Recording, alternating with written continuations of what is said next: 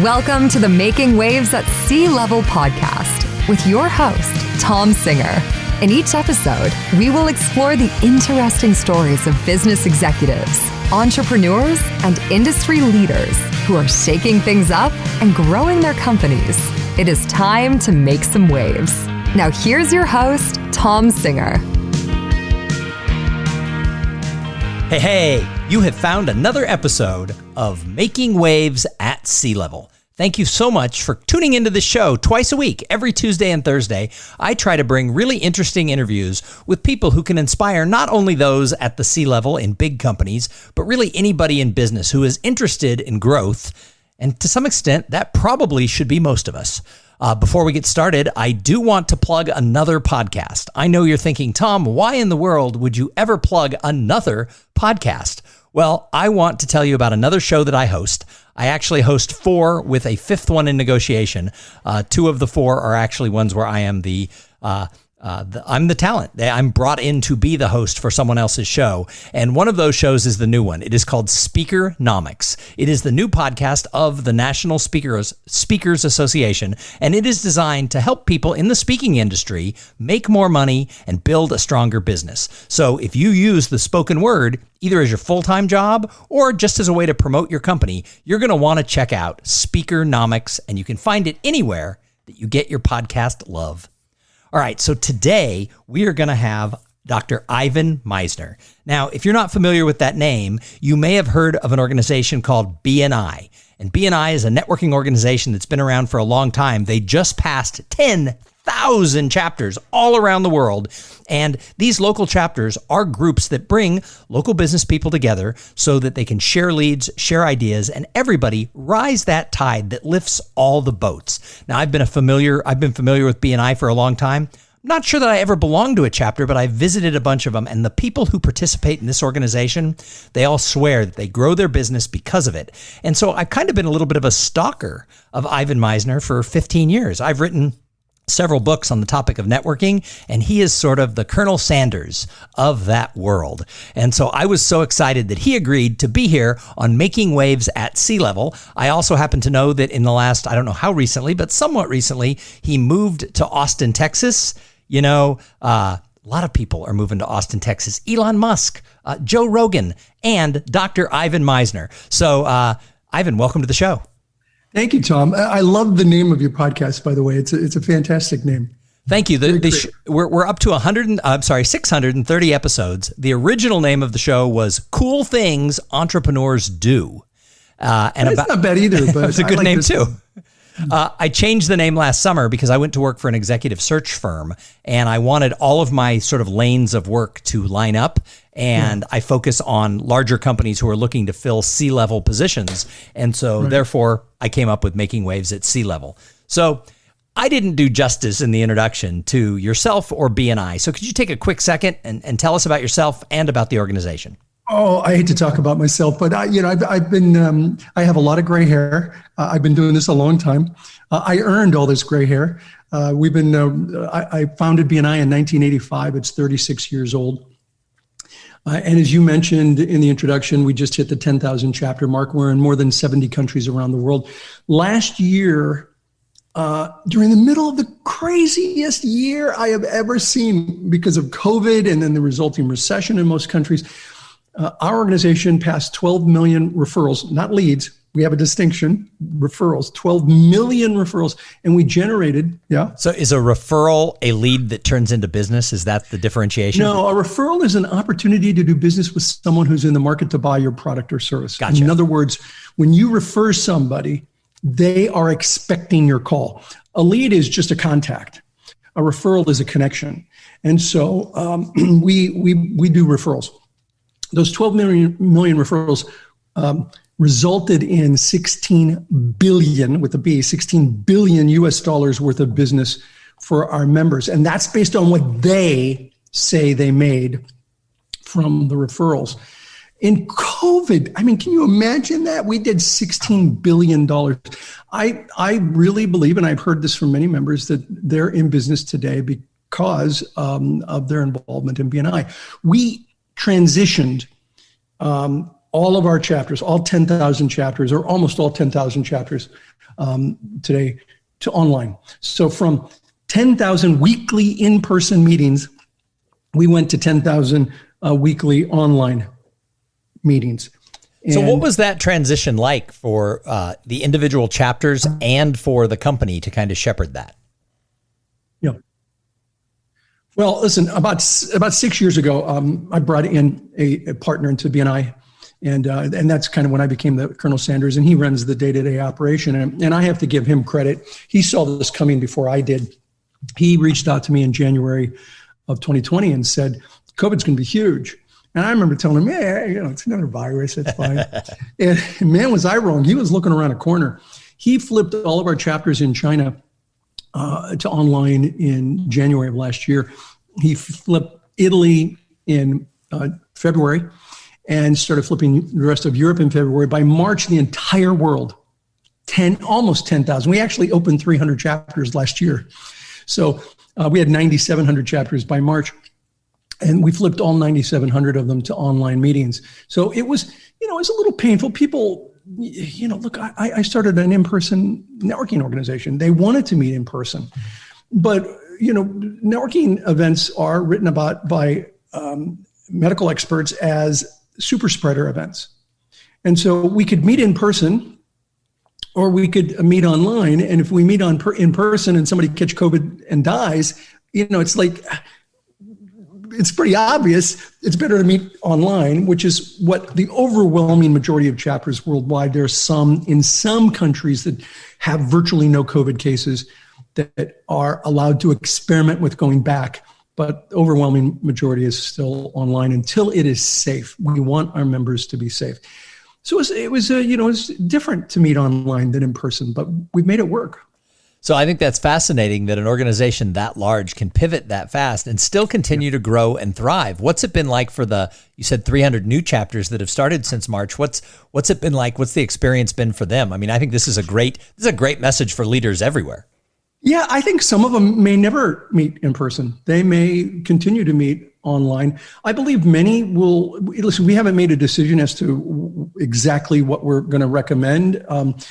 We certainly would welcome chapters going back to meeting in person when it's safe. I think, to be honest with you, I think they'll end up being a hybrid. I mean, here's the low-hanging fruit in online. Many BNI groups meet in areas that snow during their winter. And what they do is they shut down when there's a snow day in schools. So they say, if there is a snow day, we will not meet. Well, now I think it's really easy to say, if there's a snow day, we meet by Zoom. We meet by our BNI online platform, which is supported by Zoom. Zoom likes us. We have 10,000 Zoom accounts. Roughly. Yeah, I was going to say, I bet that you're a super client of Zoom. Yeah, we are. Yeah. So, that's low-hanging fruit. That's obvious stuff we can do. But I wouldn't be surprised if chapters do some kind of hybrid of meeting in person a certain number of times a month and meeting online a certain number of times a month. And we'd be open to that. The key is you got to pivot. And the irony here is in 2018, I wrote an article, you can find it on Entrepreneur, that basically says the future of face-to-face is online. In 18, I wrote that. Because of technology. I didn't see COVID coming, but I saw the improvement in technology, in 3D technology, mixed reality technology, holographic technology. There's a report from a VP of Linden Labs that said that within 10 years, mixed reality technologies will be as commonplace as an iPhone. And I figured when that happens, BNI is going to be disrupted. And we had a choice. We can either lead the disruption or we could be disrupted. And, I think someday we're going to have meetings like, you remember Star Wars, the Jedi Knights? Oh, yeah. The holograms. Jedi, yeah. A couple holographic Jedis. I figure someday it's going to be like that. When we get there, I want to be Obi-Wan Kenobi. Right. Well, all we need to do is get you a robe. You kind of have that look going on already. I do. So the reason I wanted to bring you on the podcast is you wrote a book, I think about a year ago or so, that's called Who's in Your Room? And of course, today, the room might be your Zoom room. But tell me about the concept of that book and why does this matter for business leaders? It matters to everyone, particularly business leaders, because they have a lot of people who are working in their organization. So here's the concept. Imagine that you live your entire life in one room, and that one room has one door, and that one door is an enter-only door, so that when people come into your room or into your life, they're there forever. You could never get them out. Boy, that would make me much more selective about who I let into my room. Yes, sir. And so our question, and I wrote it with Stuart Emery and Rick Sapio, our question was, then why aren't we more selective? Because most people say, well, it's a metaphor, but why aren't we more selective? I would argue that it's more than a metaphor, and here's why. I want you, Tom, to think of somebody that you got out of your room, because people say to me, it is a metaphor. I can get people out of my room. I can get them out of my life. So it's interesting, because I've been talking about the fact that how COVID has allowed us to clear the ass hats out of our room. Yeah, absolutely. So I want you to think of somebody that you've gotten out of your life. And now I'm not going to, and I want you to think of somebody that was maybe obnoxious or caustic or whatever. Now I'm not going to make you say who it is. I got two in mind. I won't name them, but good. there are two who are leading that pack. All right, good. That's great. Now I want you to think of them, but you're not going to have to say who it is. I want you to think of why you got them out of your life. I want you to think of a specific experience. And if for those of you listening to this podcast, I want you to think of at least one person and why you got them out of your life. And think about what they did that made you so angry. So you got something, Tom? Oh, you don't have to say I didn't even have to think about it. Yeah. Okay. So here's the deal. If they're still in your head, they're still in your room. and they'll be there. They'll be there forever. Ouch, you got me. Yeah. Well, listen, Dr. Daniel Amen, we interviewed him for the book. And one of the things he said is that people who come into your life, their fingerprints are all over your brain. The decisions you make for the rest of your life that have anything to do with something like that individual will be all over your brain, and you'll make decisions in the future based on those experiences in the past. And you might make good decisions or bad decisions based on those experiences. And, you might have a bad experience, and so you avoid everything related to anything like that, but yet you might miss some opportunity because you had that bad experience, or vice versa. And so the truth is that people will be in your room forever, because your room begins on the right side of your temple and ends on the left side of your temple. It is your mind. And what you have to do is be very selective about the people that you let into your head or into your room. And so what we suggest in the book is you have to hire a doorman. Okay, so it's a metaphorical doorman. It's your conscious and subconscious mind. And that doorman says, hey, wait a minute. This is not a person that I want to let into my life. How do you make that decision? Well, you got to make that decision based on your values. So I'm going to give you another little thing here to think about, but this time you get to share. When I ask most people, I'm not going to ask you the first part of this. When I ask most people, what are their values? Give me a list of 6 values. They're like personal values. They're like deer in headlights. They have no idea, and they got to really think. And so you got to get good with your values. Here's a way to start. Start with deal breakers. What are your deal breakers? What is the behavior in someone else that is absolutely intolerable to you? So I am going to ask you that question. What's a deal breaker for you? You don't want someone in your life that behaves like X. Who backstabs others because they'll eventually do you. Absolutely. Or bad talks or whatever. I mean, anybody who is like starting a conversation with, hey, I got dish on somebody. I've learned I eventually end up on the plate. Yeah, no question. I really believe that you talk to someone, not about someone. That's really important. And that's a great deal breaker. And so what I tell people is start with your deal breakers. What is it that you won't accept? And then start thinking about what you want, because that's the key. The key is not what you don't want. The key is what you do want. But it's a great way to get to where you do want. And in the book, we have a few. We have an instrument or a test that you can do that would help you figure out your values. But there's a lot of stuff online to help you figure out your values. And so what you do is you train your doorman, your conscious and subconscious mind, on those values. So that when you understand what your values are, you understand what kind of person to let into the room. Now, how does this apply to the C-suite? You should have corporate values, core values. So when you allow people into your corporate room, they need to be people who have values that are congruent with that. They don't have to be the exact same values, but they can't be dissonant. They have to be resonant. And when you bring people into your personal room or your professional room, they have to be willing to accept and live the values of that business. And if they don't, that's where things go horribly wrong. So I like, now I have to go read this book, because now you've got me entirely intrigued about the room between my ears that's going on there.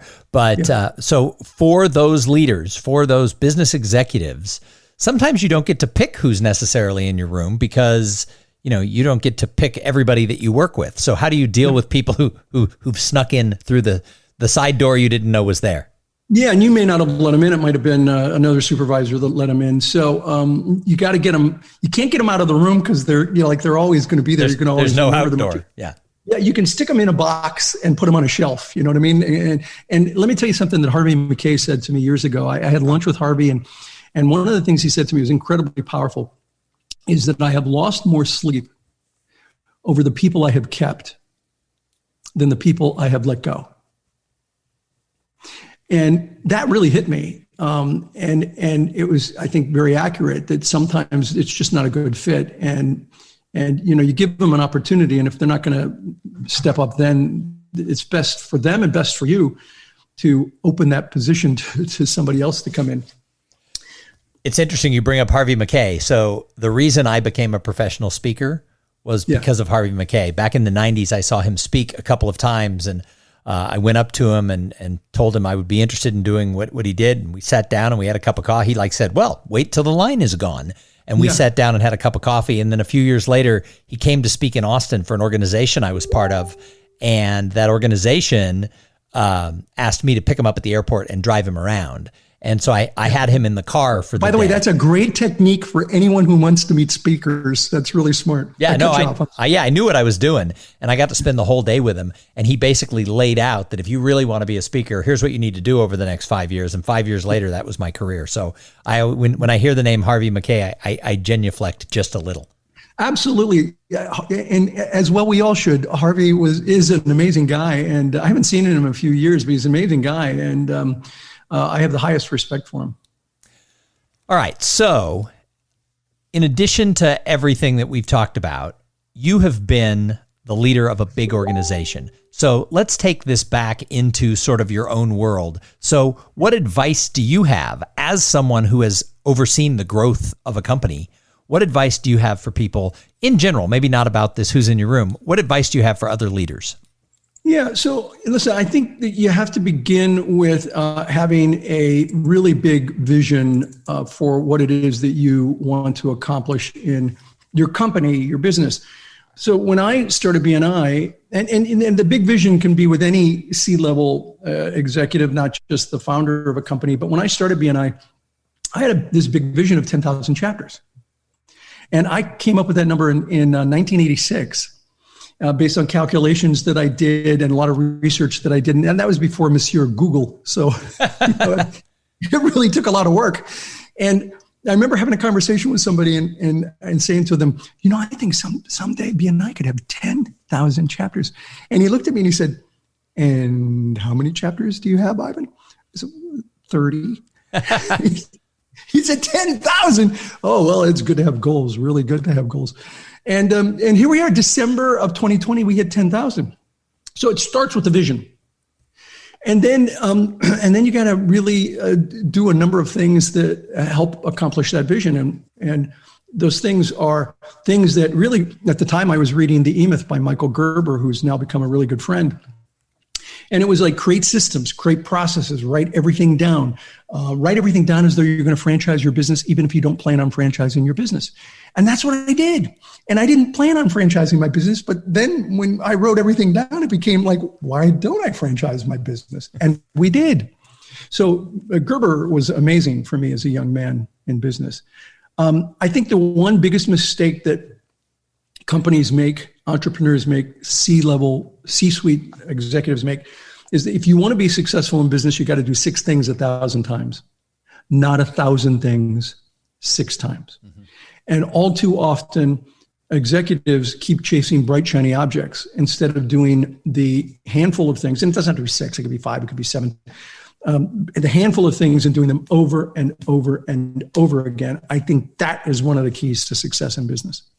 Awesome. Well, I've got a couple of more questions for you before I let you go, because you are one of the godfathers of networking. So I want to get into that topic. But first, I have to thank the sponsor of this episode. So this episode is brought to you by Podfly Productions. Podfly takes the time and the headache out of creating your own podcast. They set you up with the right training, equipment, and guidance to ensure you're going to sound amazing. Podfly does all the heavy lifting and that pesky technical work so that you can focus on creating great content, growing your audience, and interviewing people who are making waves in the world of business like Ivan Misner. Hey, if you want to start a podcast, and I know that some of you do, jump over to podfly.net/cool things and check out the offer that they have for the listeners of this show. So Ivan, I've written a couple books on this concept of human connections, your network, your brand. Obviously, what you've done with BNI, you're the granddaddy of them all in that. Let's get down to the nitty gritty about this whole concept of the people you connect with and how it brings you opportunities. Oftentimes people go, oh, yeah, and they blow that off. But there's so much more to it. So what do you want people to know about why people matter in this equation? Well, I think most people recognize that people matter. However, it's how you go about making those connections with people that I think many people get wrong. They tend to use networking like a face-to-face cold calling opportunity. Hi, Tom, my name's Ivan. Let's do business. And they, jump right into it. I did a presentation in London years ago, and there were 900 people in the audience. It was an all-day affair. I was the keynote speaker. There were a lot of breakouts going on and mixing and mingling. And I don't know what hit me, but I saw a lot of face-to-face cold calling taking place. And so I asked the audience, I said, how many of you are here? This is open to the public. I said, how many of you are here? Raise your hands if you're hoping to, maybe just possibly sell something today. 900 people raised their hands. I mean, the entire audience. I said, okay, great. Thank you. Second question.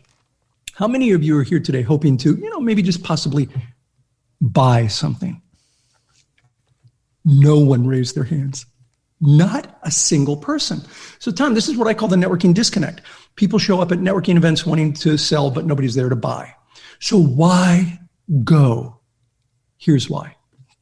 You want to work your way through what I call the VCP process. It stands for visibility, credibility, profitability. First, you have to be visible. People have to know who you are. Nobody's going to refer you business if they don't know you. And so you got to get to know that person. And once you hit visibility, you got to get to credibility. And credibility is where people know who you are, they know what you do, and they know you're good at it. And they may know you're good at it because they've used you, or they have friends that have used you, and you've got great references. And that takes time, by the way. You can't speed that up. It takes the time to build the relationship. And then and only then can you get to profitability, where people know who you are, they know what you do, they know you're good at it, and they're willing to refer business to you because they trust you. And so you go to networking events to work your way through the VCP process. If you meet someone you don't know, it's the beginning of visibility. If you meet somebody you do know and you want to continue to build that relationship, that's where your credibility. If you meet people there that you're passing referrals to and they're passing referrals to you, it's a different conversation at those different levels. What happens is people, they try to jump over visibility. They try to jump over credibility. They want to get right to profitability. Like, hey, Tom, it's nice to meet you. Here are 3 copies of my card. Maybe you could refer me to other people, right? That happens to me. So I call this premature solicitation, which you don't want to say fast 3 times. It'll get you in a lot of trouble. Well, it's so true. I mean, I tell people that I have found, just from my own experience, not a scientific study, it takes about 7, maybe 10, but somewhere around 7 or 8 interactions with people, not before you're friends, not before they do business with you, but before they even notice you're part of the organization. So It could take you a year of going to a Chamber of Commerce, type event, or a BNI or whatever, before people in the room are even like, oh, yeah, he's interesting. I remember now. So You're exactly right. yeah, so it takes a while to get there. And then the other thing is that old cliche of people do business with people they know, they like, and they trust. Right. It's true. And so you have to get there. But here's my take on it: is it used to be that getting to know somebody was a process. And it took that 7 to 10 times you participated in things in your community, and like and trust came along, or it didn't, because you're not going to like and trust everybody. I know, don't tell your mom, but not everybody's going to like you. So, but along the process, like and trust came along with many of the people. And now we all think we know everybody because we read their blog, we listen to their podcast. And so it's harder, I think, today to get to like and trust because everybody wants a shortcut. So when you get there, when you really put in the work and get to that level of what you're calling that credibility, that's when the magic happens. That's when the magic happens. And I think that it really requires, whether you're doing this online via Zoom or in person, it really requires that one-to-one connection. Just, reading someone's blog is a great way to know a little bit about them, but they don't know anything about you. And it's got to be a two-way street. It's not my credibility that counts. It's my credibility according to you. It's how much you think I'm credible. And then it's how much I think you're credible. And so you got to be both on the same wavelength in order to be at that place. I think that networking is more about farming than it is about hunting. And I've written about that for years. It's about cultivating relationships with people, which means it's not a get-rich-quick scheme. If you're hunting, you basically eat what you kill that day. But farming is long-term, but it also yields great results. Yep, absolutely. So what are the big mistakes people make in corporate America when it comes to networking? Well, I think it's that concept of a premature solicitation or the networking disconnect of asking for something before there's a relationship. It's social capital and financial capital actually have some similarities in the sense that the bank has this crazy idea that you have to put money in an account before you write a check on it. How silly is that? Yeah, how silly is that? But the truth is social capital is very much the same. You have to invest in the relationship. Let me give you an example. I have a friend now, but when we first met, he reached out to me and he had this idea that he shared with me. And I thought he was just, okay, here comes the pitch. I'd met him in this organization. Now's the pitch. And he pitched it to me and I'm like, his name was Alex. And I was like, Alex, I like the idea, but I budget a year in advance for the projects that I'm going to do. And he said, no. I want to test this out. And I think you'd be a great person to test it with. Let me just do it for you. I'm like, you don't have to do that. And he said, no, it would help me. I'm like, okay, fine. So we did it. It was a really good idea and it worked well. And then a couple months later, he came up to me with this other idea. And I'm like, Alex, you don't have to do this. No, I want to do it. He reached out to me every 2 or 3 months with some idea that he wanted me to try out with him. And all of it benefited mostly me, although he got to test it. After a year, Tom, he called me one day. And he said, Ivan, I have a favor to ask you. I said, Alex, the answer is yes. What am I doing for you? And he laughed and he said, I haven't even told you what it is. I said, Alex, all you have done is invest in a relationship with me. It's all you've done. And I haven't given anything back. So I can't imagine you're going to ask for anything I'm not willing to do. So what is it I'll be doing? And he told me, and I'm like, oh yeah, are you kidding? I'm happy to do that. I did it. And I felt like for the first time, I invested some social capital into the relationship. That is the way you build a powerful personal network. God, that is, everybody rewind about 2 minutes and listen to what he just said all over again. Because yes. And it made me remember. So in the podcast world, this is a decently listened to podcast. I get over 1,000 downloads per episode, which isn't giant, but it's more than the average podcast. And I get 40 to 50 inquiries a week from people who want to be on the show.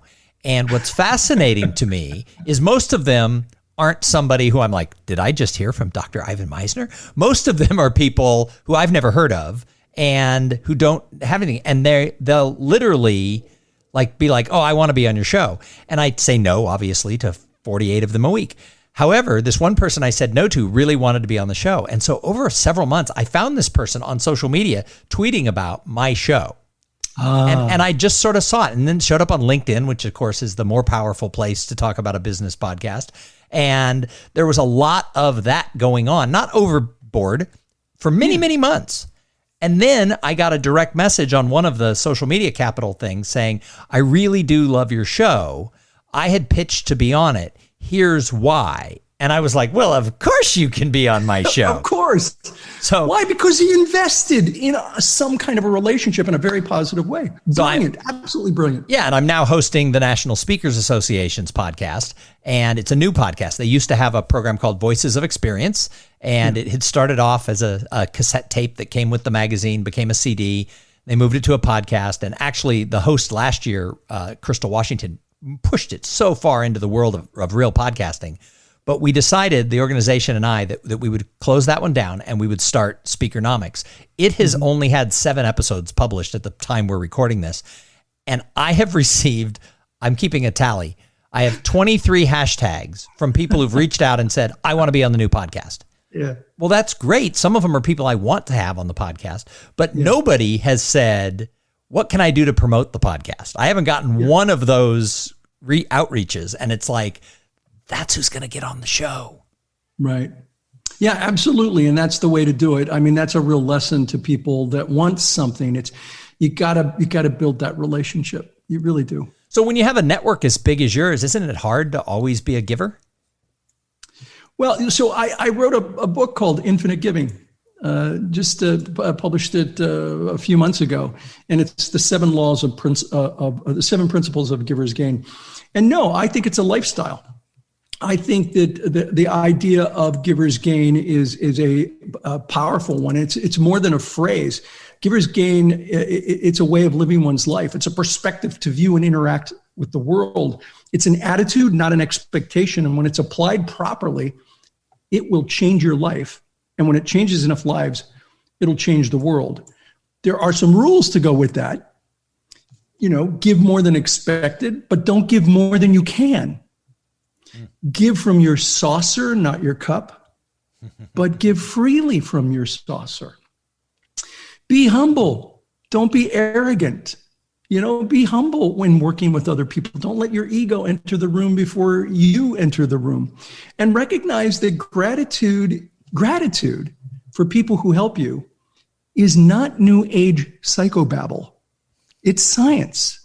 There have been studies by Harvard, by Yale, by Claremont University that show that gratitude and helping other people not only increases performance for the other person, it increases the results from the person who's showing gratitude. It's why we're doing this during International Networking Week, and our theme is a world of thanks. Thank people who've made a difference in our life. Thank those people. And I think that's all part of the philosophy of giver's gain. Well, Ivan, thank you so much for being a guest here on Making Waves at Sea Level. I really appreciate it, and I'm not just pandering because you said be grateful. I'm saddened that for 20 years I've never met you before. Well, I'm glad we met, Tom, and let's not make this the last time we meet. We're close to each other geographically, and when this crazy COVID-ness is over, love to get together. I would like that. I would like that as well. So thank you to Ivan Misner for being here. If you have never read any of his stuff, he is very prolific. There's a lot of books out there. We've talked about 2 or 3 of them today, but go and read his stuff. It will make you better. If you do not know about BNI, check it out. Find out if it's right for you and for the business. BNI.com, if I can say. And my blog is ivanmisner.com, all free content up there. ivanmisner.com, BNI.com. Check them both out. And thank you so much to everybody who tuned in and listened. I say it every episode. If it wasn't for the audience, why would we do this podcast? 6.5 years, over 630 episodes. And I don't plan to quit anytime soon. So please come back every Tuesday and Thursday for interviews with people who are making waves like Ivan Misner. And you're thinking, how will you find anybody as great as Ivan Misner? We'll do it in just a couple of days. But in the meantime, go out there, flex your entrepreneurial muscles, make sure that your career ladder is against the right wall, because the truth is you don't want to climb that ladder and find out it's in the wrong place. And while you're out there doing all this, have some fun. Have a great day. Thank you for listening to the Making Waves at Sea Level podcast. Without your listening to these in-depth conversations, there would be no show. Connect with Thom at thomsinger.com and follow him on Twitter and Instagram at Thom Singer.